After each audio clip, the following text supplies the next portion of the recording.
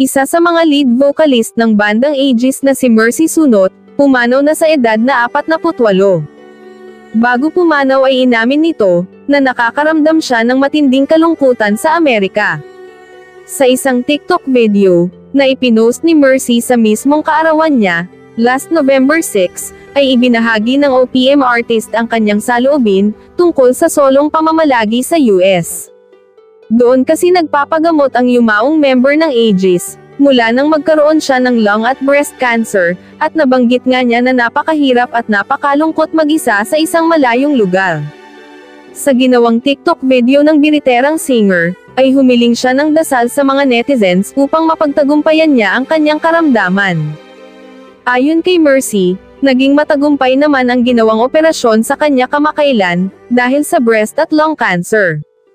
Dinala raw siya sa Intensive Care Unit o ICU, sa isang ospital matapos makaranas ng hirap sa paghinga, kasunod ng pagtanggal sa namuong tubig sa kanyang baga. Biglang nahirapan akong huminga, so dinala ako sa ICU. May tubig pala, may inflammation yung lungs ko, so ginagawan na nila ng paraan, pagbabahagi ng miyembro ng Aegis. Aniya, tinurukan siya ng steroids para maiwasan ang paglala ng inflammation sa kanyang baga. Sa dulo ng kanyang TikTok video, ay nagsimula ngang maluha si Mercy habang humihiling sa kanyang mga followers, na ipagdasal siya para sa kanyang agarang paggaling. Pag-pray nyo ako guys, please. Pag-pray nyo ako na matatapos na tong pagsubok na to, pagsusumamo ni Mercy gamit ang mga hashtag na #BreastCancerWarrior at #LungCancerWarrior. Ngunit sa kabila ng pagpapagamot niya, ay tuluyan na rin itong namaalam.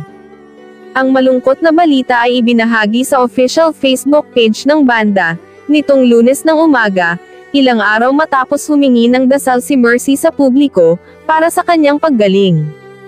It is with heavy hearts that we share the news of the passing of Mercy, one of the beloved vocalists of Aegis band.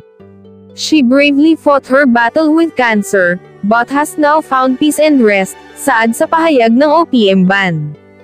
Ayon sa Aegis, ang tinig ni Mercy ay nagdulot ng comfort, joy and strength to so many. She has touched countless lives, inspiring fans and lifting spirits with every song she sang. Her passion, warmth, and unforgettable presence on stage will forever be cherished in our hearts, dagdag ng banda.